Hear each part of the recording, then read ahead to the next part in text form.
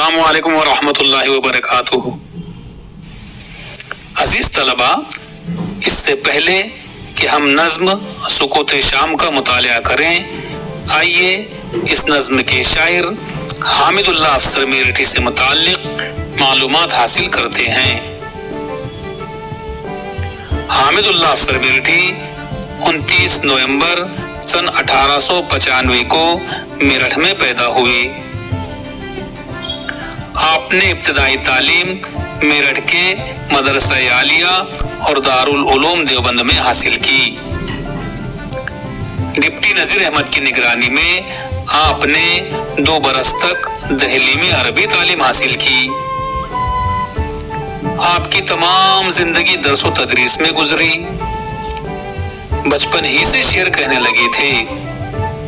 انہوں نے بچوں کی نفسیات کا خیال رکھتے ہوئے کئی نظمیں لکھی ہیں۔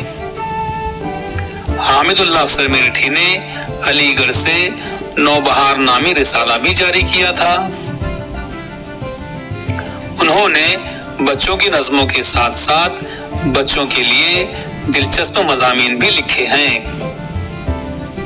پیام روح اور جوئے رواں ان کے شعری مجموعے ہیں۔ حیات گاندھی، ماہ نو، آسمان کا سایہ ان کی قابل ذکر کتابیں ہیں۔ 19 اپریل سن 1974 کو لکھنؤ میں ان کا انتقال ہوا۔